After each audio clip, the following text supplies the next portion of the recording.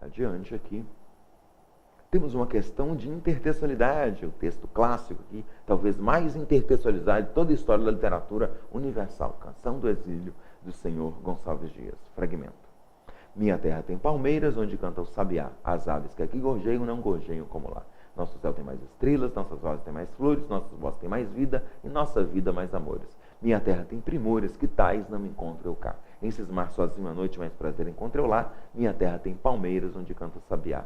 Não permita, Deus, que eu morra sem que eu volte para lá, sem que desfrute os primores que não encontro por cá, sem que ainda viste as palmeiras, onde canta o sabiá. Aqui eu tenho um fragmento, não é o poema todo, você está vendo ali reticências na segunda estrofe, tá? Houve uma supressão. A Canção do Exílio é o principal texto da primeira geração da poesia nacionalista. Tá? A terra, a nação, a pátria, a terra idealizada. Esse paralelismo na segunda estrofe, nosso céu, nossas vozes, nossas vidas, tem mais. Tá? Há um reforço, há uma idealização da terra. É chamado de ufanismo. Quem escreveu isso tem orgulho da pátria. E a pátria é só a natureza. Veja na primeira estrofe, palmeira, sabiá. Segunda, estrela, flor, bosque, várzea, céu, ok? A pátria é a natureza. Existem alguns críticos literários muito bons, tem um até chamado Antônio Cândido, e é dele que eu extraio esse pensamento, que falam assim, tá? A exaltação da natureza ocorre em detrimento da ausência de projetos de nação, da ausência de indústrias. Traduz para mim, com prazer. Só se fala natureza porque não tinha nada. Não havia nada no Brasil no século XIX.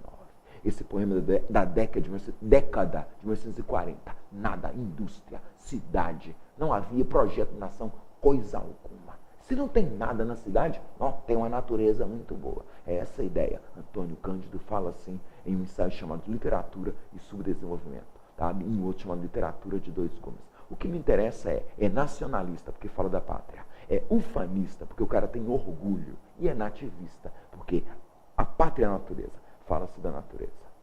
Esse é o nacionalismo romântico.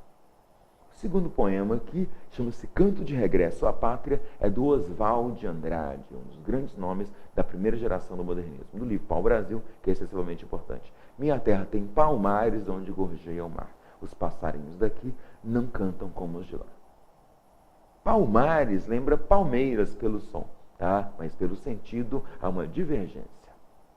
Terra é o Brasil, obviamente. O primeiro poema é nacionalista, este poema é nacionalista. Os dois falam da pátria. Palmares, obviamente, é o quilombo. Se houve quilombo, escravidão, não dá para ter orgulho.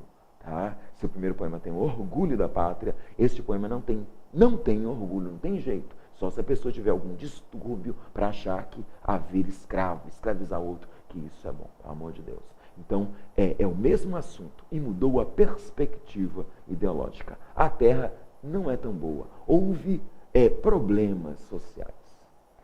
Minha terra tem palmares onde gorjeia o mar. Os passarinhos daqui não cantam como os de lá. Minha terra tem mais rosas e quase tem mais amores. Minha terra tem mais ouro, minha terra tem mais terra.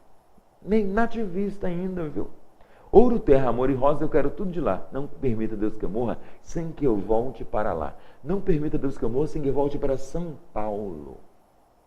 Sem que eu veja a Rua 15 e o progresso de São Paulo. Houve uma mudança ideológica aqui também, tá? Se a crítica literária fica falando só da primeira estrofe, eu vou falar da última. Então, se o Brasil era antes da natureza, lá no romantismo, o Brasil agora, para o núcleo duro do modernismo da primeira geração, também é o progresso, o futurismo paulista da primeira geração.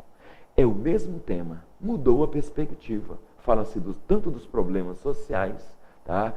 Da fratura da pátria, que é a escravidão. E fala-se ainda do progresso de São Paulo. Há, obviamente, uma paródia. Paródia é o mesmo assunto. Outras palavras e outro ponto de vista. Uma questão clássica de intertextualidade. Os textos 1 e 2, escritos em contextos históricos e culturais diversos, enfocam o mesmo motivo poético, a paisagem brasileira em entrevista à distância. Para ser intertextualidade tem que ter o mesmo assunto. Mesma paródia? Mesma paródia, mesmo tema. Analisando-os, conclui-se que o ufanismo, a atitude de quem se orgulha excessivamente do país em que nasceu, é o tom de que se revestem os dois textos. O primeiro é ufanista. Se tem escravidão, não dá para ser ufanista. Mas dá para ser ufanista em relação a São Paulo. Quem é paulista? Conclui-se que A ruim, B. A exaltação da natureza é a principal característica do texto 2. Não. Há uma crítica aos problemas sociais e uma exaltação da modernidade, que valoriza a paisagem tropical, restado no texto 1. Não permita Deus que eu morra sem que eu volte para São Paulo, sem que eu veja a Rua 15 e o progresso de São Paulo. Nem A nem B. C. O texto 2 aborda o tema da nação, como o texto 1, mas sem perder a visão crítica da realidade brasileira. Os dois são nacionalistas, mas o primeiro é nativista. E o nativista e ufanista. O segundo também é nacionalista e é nativista, mas ele não é ufanista. O ufanismo se dá em relação a São Paulo e ao progresso. Crítica na primeira estrofe, ufanismo futurista, paulista na última. A letra C é boa. O texto 1, em oposição ao texto 2, revela o distanciamento geográfico do poeta em relação à pátria. Os dois querem voltar para. Se eles querem voltar, eles estão distantes. Tá? Eu indico como erro, distanciamento geográfico do poeta em relação à pátria. Em ambos os textos apresentam ironicamente a paisagem brasileira. O texto 2 apresenta criticamente a paisagem brasileira. O texto 1 não. O texto 1 é ufanista. Deve-se mais uma vez marcar a letra C de casa. Tá? Muito bem. Só um destaque aqui bom. Tá? O modernismo lê toda a literatura anterior por uma perspectiva crítica. Principalmente o modernismo da primeira geração e o da quarta, lá do tropicalismo, tá? E da poesia marginal. Sempre vai haver isso. Vai ser o mesmo tema, o índio, tá? A sociedade, a nação, a burguesia. Se há um elogio, um deslumbre na literatura antes do modernismo, no modernismo vai haver uma perspectiva crítica. Existe até um nome técnico, chama revisão crítica do passado histórico-cultural. Todo o modernismo, em tese, tem essa perspectiva. Tá? Adiante. Eu vou agora para o simbolismo. Cruz e Souza, um dos maiores nomes aqui, e eu tenho um poema deslumbrantemente bom, chamado Cárcere das Almas.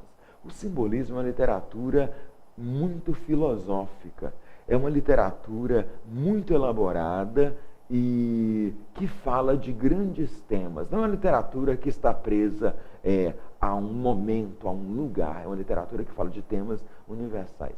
Poderia falar que é uma poesia muito elaborada e de temas aí mais filosóficos. É um soneto, né?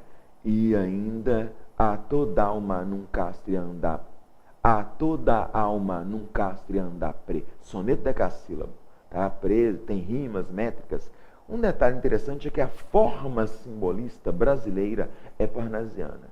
Soneto decassílabo, vocabulário elaborado e ainda a tal da chave de ouro. Tá? Vejamos aqui. Toda alma num cárcere anda presa, soluçando nas trevas entre as grades do calabouço, olhando imensidades, mares, estrelas, tardes, natureza.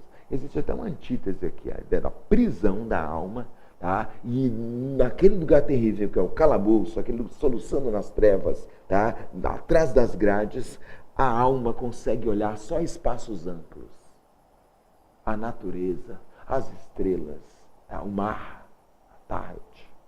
Há uma antítese aqui, tá? Um movimento de oposição, tá? Prisão do lugar fechado no calabouço e escuro e os lugares abertos. Estrofe 2. Tudo se veste de uma igual grandeza quando a alma entre grilhões as liberdades sonha. E sonhando as imortalidades rasga no etéreo, no céu, o espaço da pureza. A alma sonha em se libertar. Tá? Existe um assunto, um tema lá do simbolismo que é chamado de desejo de transcendência. A alma quer ir para o espaço, quer se libertar, quer sair da prisão. Ó almas presas, mudas e fechadas. Olha a repetição do S, a literação. Nas prisões colossais e abandonadas, da dor no calabouço atroz funéreo. Nesses silêncios solitários e graves, que chaveiro do céu possui as chaves para abrir-vos as portas do mistério? Tá?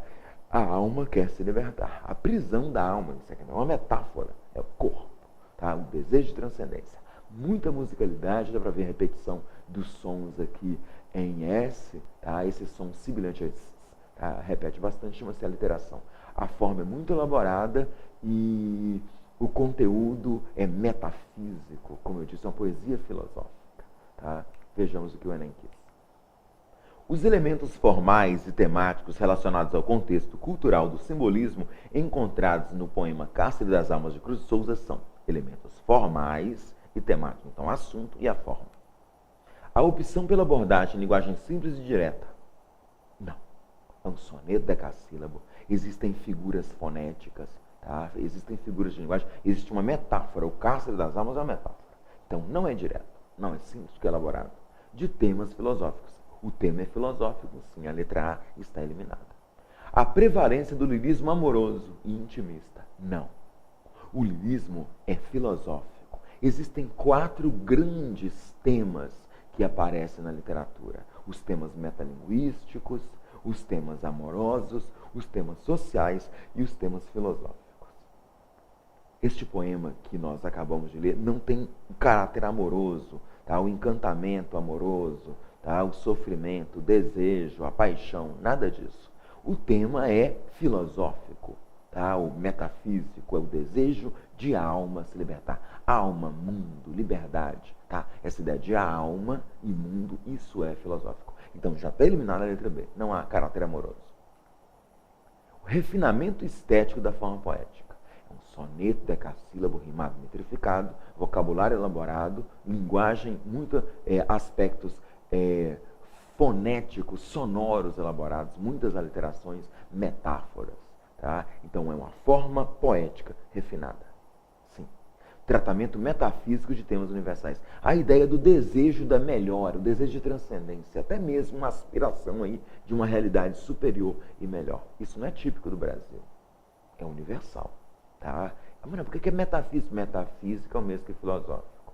Tá? É a letra C. A letra C é fenomenal.